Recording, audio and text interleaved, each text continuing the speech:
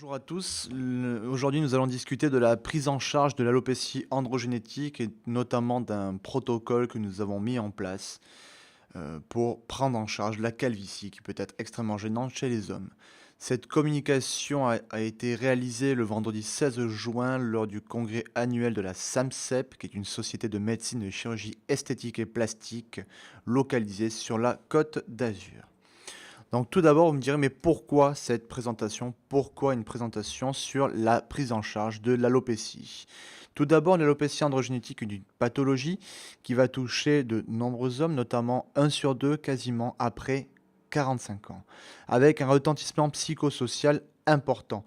Je pense que le retentissement psychologique de l'alopécie androgénétique est minimisé dans notre société et de nombreux hommes souffrent de leur calvitie mais ne l'expriment pas forcément avec leur entourage. De plus, que lorsque nous regardons dans les magazines un peu les beaux gosses, c'est-à-dire Orlando Bloom, les acteurs, les différents mannequins, quand on voit Patrick Dempsey, Dr Mamour, ils présentent tous une chevelure assez flamboyante. Et il est vrai que lorsque nous perdons nos cheveux, nous pouvons rapidement passer pour Jean-Claude Duss, un peu le loser de la bande, même si, bien entendu, Bruce Willis nous a prouvé que nous pouvions être chauves et sexy. Cependant, c'est souvent mal vécu. De plus, lorsque nous voyons dans le marché tous les traitements, il y a beaucoup de traitements un peu miracles, beaucoup de charlatans qui mettent en place des traitements qui ne fonctionnent pas et qui coûtent extrêmement cher. C'est pour ça que nous, en tant que médecins, en tant que chirurgiens, nous devons de connaître les traitements qui marchent scientifiquement pour prendre en charge les retentissements majeurs de cette alopécie chez nos patients. Quelle est la définition de l'alopécie? Nous pouvons considérer que nous avons une alopécie, une calvitie, lorsque nous perdons plus de 100 cheveux par jour. Il est normal de perdre ces cheveux, notamment avec le stress, l'alimentation ou les effluviums saisonniers, notamment avec les saisons de l'automne, où nous perdons plus nos cheveux. Cependant, lorsque cette perte est supérieure à 100 par jour, nous pouvons considérer qu'il y a une véritable alopécie.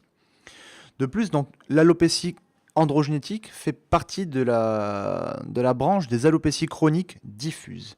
Au trichogramme, c'est-à-dire au microscope, nous verrons qu'il y a une atteinte mixte des cheveux, phase anagène hétérogène, et que 5% des hommes caucasiens de 20 ans et plus de 40% après 45 ans présentent une calvitie androgénétique. Il n'y a pas de réelle destruction du cheveu, mais une involution et un cheveu qui va se miniaturiser petit à petit, qui va disparaître en 5 à 6 ans. Les causes sont multiples, génétiques, essentiellement, hormonales et extrinsèques. C'est pour ça que la prise en charge se doit d'être globale. D'un point de vue physiopathologique, nous pouvons retrouver une augmentation de la testostérone, une diminution de la protéine de transport, mais surtout une augmentation des récepteurs androgénétiques au niveau du cheveu et une augmentation de la 5-alpha-réductase, notamment de type 2. Nous allons voir tout cela sur un schéma. Quel est le but de cette communication? Le but n'est pas d'expliquer l'alopécie androgénétique, la calvitie pour les nuls. Le but n'est pas forcément d'établir un listing de tous les traitements, parce qu'il existe énormément de traitements qui marchent plus ou moins bien et qui sont autorisés ou non sur le marché français. Le but est de réfléchir sur cette pathologie, puisque la calvitie est une réelle pathologie, pour établir un protocole et optimiser, améliorer nos résultats, notamment nos résultats chirurgicaux. En effet, les greffes de cheveux sont réalisées avec de plus ou moins bons résultats, mais ça marche assez bien. Cependant, dans certains cas, nous avons des résultats qui vont être incomplets, notamment chez certaines personnalités. Pourquoi? Parce que la greffe de cheveux est un traitement dit palliatif. Nous allons amener des cheveux dans des zones où il n'y en a pas, mais nous n'allons pas traiter, nous n'allons pas améliorer le traitement, la pathologie en elle-même. Et dans certains cas, nous pouvons avoir une insatisfaction des patients, non pas sur la greffe en elle-même, puisque les résultats sont excellents et pérennes, mais plutôt sur le résultat global. Donc avant tout, il faut comprendre le cycle du cheveu pour pouvoir le traiter. Tout d'abord, le cycle du cheveu va commencer avec la phase anagène. C'est la phase qui va durer 3 à 4 ans pendant laquelle le cheveu est beau, fort et vraiment épais. Petit à petit, en 3-4 semaines, il va passer dans la phase télogène, puis revenir en phase anagène à 3 mois. Tout ceci est le cycle du cheveu normal et nous comprenons que nous avons, lorsque ce cycle est non pathologique, un cheveu de qualité épais. Ce cycle du cheveu répond à différents facteurs, notamment les VEGF, TGF, IGF, donc les growth factors. Et nous allons voir qu'il est primordial de comprendre ces facteurs de croissance pour prendre en charge notre cheveu. Cependant, l'alopécie androgénétique, cette pathologie chromosomique génétique qui répond au chromosome X et au chromosome 20, est à l'origine de différentes défaillances. La testostérone va, sous l'effet de la 5-alpha-réductase de type 2, se transformer en dihydrotestostérone. Cette DHT est l'ennemi des hommes qui perdent leurs cheveux. En effet, cette dihydrotestostérone va venir attaquer les cheveux qui présentent des récepteurs. Et nous verrons que tous les cheveux ne présentent pas des récepteurs, notamment les cheveux de la couronne, qui sont assez protégés dans la plupart des cas, qui sont protégés de la dihydrotestostérone. Cette DHT, en venant taper sur le cheveu, va diminuer l'épaisseur du derme, va diminuer la vascularisation et va tuer progressivement le cheveu et transformer ce cycle. Et la phase anagène ne va plus durer 3-4 ans, mais seulement 3-4 mois, et la phase télogène 3 ans. Au-delà du fait de perdre ses cheveux, les cheveux restants vont être petits, blonds, un peu filasses, et donc c'est ce que nous appelons l'alopécie androgénétique avec une miniaturisation du cheveu, et c'est ce que je me suis permis d'appeler un cycle du cheveu pathologique. Une quatrième phase a été découverte par L'Oréal, sans publicité, une phase dormante durant laquelle les bulbes sont sous la peau et attendent d'être réveillés. Donc dans certains cas, nous avons une peau glabre, mais des bulbes sous-jacents qui peuvent revenir en surface. Comme je vous disais, les cheveux de la couronne ne présentent pas les récepteurs de la dihydrotestostérone dans la majorité des cas. Ils sont génétiquement dépendants, mais ne sont pas hormonaux dépendants. De ce fait, lorsque nous greffons, nous allons utiliser ces implants, nous allons utiliser ces cheveux pour les implanter. Ces cheveux ne vont plus tomber, FUE, FUT. La DHT va venir taper au niveau du scalp et nos implants, n'ayant pas les récepteurs, ne vont pas tomber. Cependant, les cheveux environnants, qui eux ne sont pas greffés, mais sont déjà là depuis le début, eux vont tomber. Et nous allons donc avoir un véritable, si je peux me permettre, champ de poireaux. Nos implants vont rester en place, mais les cheveux environnants vont, eux, tomber. C'est pourquoi, dans certains cas, nous avons des résultats incomplets et insatisfaisants de nos greffes. Et nous devons traiter cette dihydrotestostérone pour améliorer l'alopécie, mais surtout améliorer, optimiser le résultat de notre chirurgie, à l'instar de la chirurgie esthétique du visage, où aujourd'hui nous utilisons de la toxine botulique, des acides pour améliorer nos liftings et autres blépharoplasties. Donc quel traitement? Bien entendu, le premier traitement est une prise en charge alimentaire. C'est le premier traitement à entreprendre avec une alimentation saine et équilibrée et des compléments alimentaires type Nobiol et autres sans faire de publicité. Pourquoi? Puisque nous allons améliorer les compléments vitaminiques au niveau de nos cheveux. Ces compléments vont améliorer les effluviums saisonniers, vont améliorer la qualité du cheveu, mais ne vont pas traiter l'alopécie androgénétique qui est une pathologie génétique. Bien entendu, conseil d'entretien de la chevelure, il faut faire attention. Gel et lac n'ont pas d'effet négatif, puisque la gel et lac vont agir sur la tige du cheveu, mais non pas sur le bulbe. D'accord ? La mésothérapie, quant à elle, peut être extrêmement intéressante puisqu'elle va apporter les éléments nutritifs directement dans le scalp. Lorsque nous prenons des compléments alimentaires, une grande partie de nos vitamines vont être utilisées pour les ongles et autres parties du corps, notamment la peau. La mésothérapie va directement amener dans le scalp, au contact du cheveu, au contact du bulbe, ces vitamines et ces compléments alimentaires. Différents traitements, différentes techniques. Il est intéressant d'associer cette mésothérapie à de la LED, à de la luminothérapie pour augmenter la pénétration des vitamines au niveau du cuir chevelu. Dans le protocole que nous avons établi, 4 traitements se distinguent. Le premier traitement est le minoxidil, par voie locale. C'est la pulvérisation 5% 2 fois par jour, matin et soir.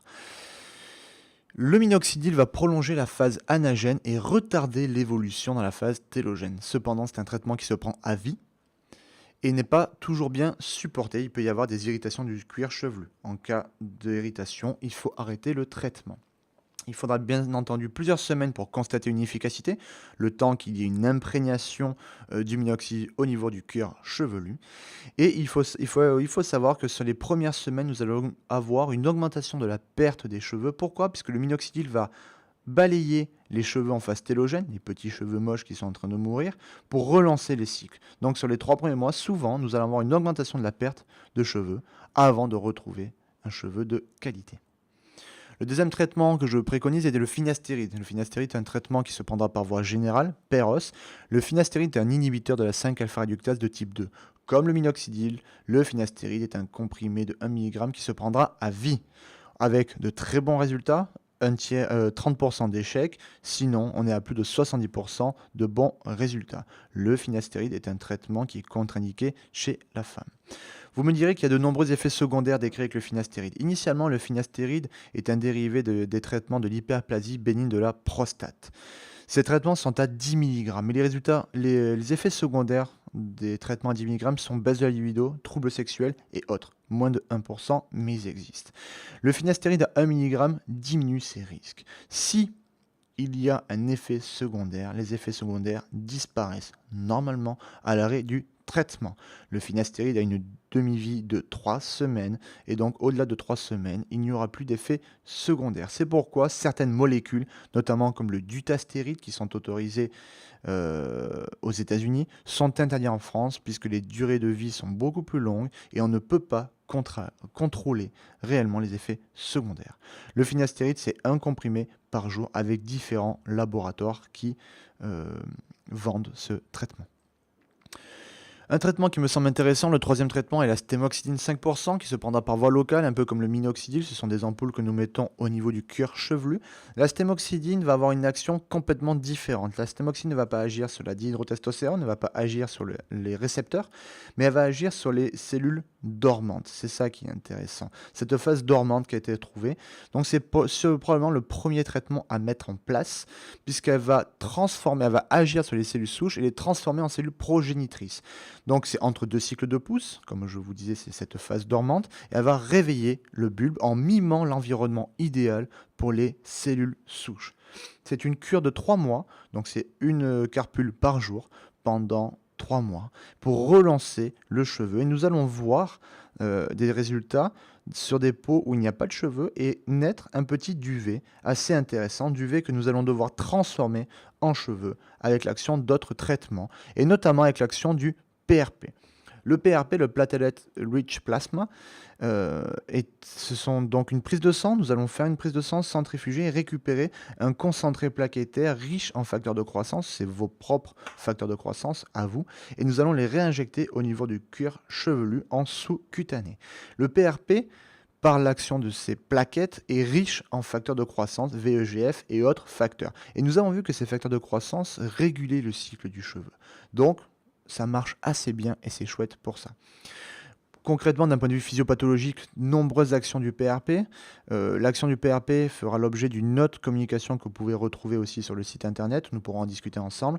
Et nous avons écrit avec mon équipe un article sur le PRP et l'alopécie androgénétique. Nombreuses actions physiopathologiques sur des noms un petit peu compliqués, les PAKT, les BCL2, les PERK, FGF7 et autres facteurs du cheveu. Concrètement, le PRP va diminuer l'apoptose, donc la mort du cheveu, et va induire une transition plus rapide en augmentant cette phase anagène, en augmentant la phase du cheveu qui vit plus longtemps, et surtout en améliorant le cheveu. La dihydrotestostérone va abîmer l'environnement du cheveu, le PRP va le réparer, et notamment en améliorant la vascularisation au niveau du cheveu. Le PRP, c'est 3 séances espacées de 1 mois en prévision de greffe ou en traitement complémentaire. Concrètement, la stémoxydine sera sûrement le premier traitement à mettre en place puisqu'elle va agir, elle, sur la phase dormante, les cellules dormantes, pour avoir de nouveaux cheveux. Cependant, il va falloir bloquer la 5-alpha-réductase et la dihydrotestostérone avec le finastéride et nous pouvons également agir sur les récepteurs avec le minoxidil. Le quatrième traitement est le PRP, donc ensemble de facteurs de croissance qui vont permettre de passer d'un cycle du cheveu altéré à un cycle du cheveu normal, retrouver une phase anagène de 3 à 4 ans et une phase télogène de 3 mois. Nous allons donc retrouver des petits cheveux blonds qui vont retrouver une phase plus normale, si je peux me permettre, et retrouver une densité, une couvrance qui est améliorée et qui va permettre une meilleure prise en charge chirurgicale. Concrètement, quel est ce protocole ? Si, pour les amateurs de football, nous voulons passer de Fabien Barthez à Valderrama, le premier traitement à mettre en place dès le premier jour, pour moi, est la stémoxydine, 5%, une cure de 3 mois. Et au-delà de ces 3 mois, nous allons voir l'apparition de petits cheveux à ce niveau-là qui vont naître d'une peau où il n'y avait pas de cheveux. C'est un petit duvet blond. Cependant, nous pouvons en même temps mettre en place des vitamines, soit par la mésothérapie, soit par des compléments alimentaires.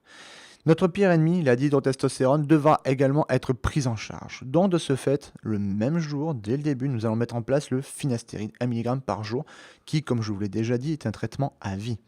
Ce finastéride va permettre de bloquer la dihydrotestostérone. À 3 mois, nous allons donc avoir le petit duvet initié par la stéoxynie qui va commencer à devenir cheveux en phase anagène et les cheveux environnants qui, sous l'action du finastéride, vont commencer à s'améliorer.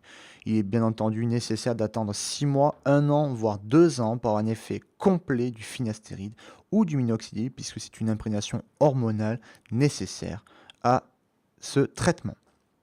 Au-delà de 3 mois, nous allons arrêter la stémoxydine et nous pouvons la remplacer par du minoxidil 5% 2 fois par jour. Bien entendu, le minoxidil est un traitement à prendre à vie. Nous pouvons associer minoxidil ou finastéride. En fonction du cas, nous pourrons dans certains cas arrêter le finastéride et continuer minoxidil et PRP ou seulement finastéride. Nous en discuterons lors de la consultation si nécessaire. Bien entendu, PRP, 3 séances espacées de 1 mois que nous pouvons commencer après ces 3 mois ou dès le début. Et ce PRP va permettre d'amener des facteurs de croissance au niveau du cuir chevelu. Donc, avec cette mise en place, nous allons avoir une amélioration du cheveu et c'est là où les greffes FUE, FUT, donc nous en discuterons aussi sur ces différentes techniques, vont complètement trouver leur place. Nous allons amener de nouveaux cheveux dans un environnement sain. Et c'est là que nous aurons les meilleurs résultats. Bien entendu, dans certains cas, il est nécessaire de greffer dès le début, puisque c'est la demande du patient et parce que nous devons amener des cheveux. Et donc, nous pouvons greffer à J0. Après, je pense, les séances de PRP pour préparer le cuir chevelu à la greffe. Mais le fait de greffer dès le début n'empêchera pas la mise en place de ce protocole, car je pense qu'il faut vraiment améliorer l'environnement pour ne pas avoir des greffons qui vont tenir en place et un environnement qui se dégrade, puisque les résultats, vous allez être contents sur les premières années, mais il ne sera pas pérenne. Et aujourd'hui, d'un point de vue financier, mais d'un point de vue médical et esthétique, nous devons avoir des résultats pérennes dans le temps.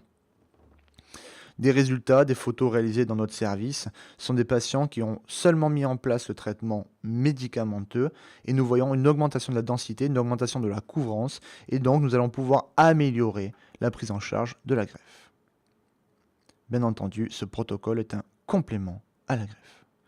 En conclusion, ce qu'il faut retenir de cette communication, c'est qu'il est nécessaire de comprendre le cycle du cheveu car il va falloir associer des traitements. Aujourd'hui, pour moi, pour nous, la prise en charge de l'alopécie androgénétique est une prise en charge multifactorielle, à l'instar de la chirurgie esthétique du visage avec la toxine, les acides et la chirurgie, et maintenant les crèmes, puisqu'il est nécessaire de connaître la cosmétique. Pour la prise en charge du cheveu, il est nécessaire de comprendre les associations de traitements pour mettre en place une prise en charge médico-chirurgicale et avoir des résultats pérennes. De nombreux traitements vont venir et je pense que nous aurons l'occasion d'en reparler, notamment les cellules souches. Et nous travaillons avec différents CHU, avec différentes équipes européennes pour améliorer l'évolution de ces cellules souches. Mais il faut quand même être conscient que l'alopécie androgénétique est une maladie, si je peux me permettre, incurable. C'est une maladie génétique, on a vu le chromosome X, le chromosome 20, et il n'existe pas de traitement miracle définitif. C'est pour cela qu'il est nécessaire de mettre en place une prise en charge au long cours avec un suivi pour vérifier et surveiller l'évolution de cette alopécie. Juste un mot d'humour pour terminer. De nombreuses personnes sont concernées par cette alopécie et comme notre ancien président M. Hollande, de nombreux hommes et notamment certaines femmes ont un rêve, avoir une chevelure flamboyante et peut-être que je suis persuadé qu'aujourd'hui, avec ces protocoles médico-chirurgicaux, les cheveux c'est maintenant et nous pourrons améliorer, voire faire disparaître la calvitie dans les années à venir. Je vous remercie.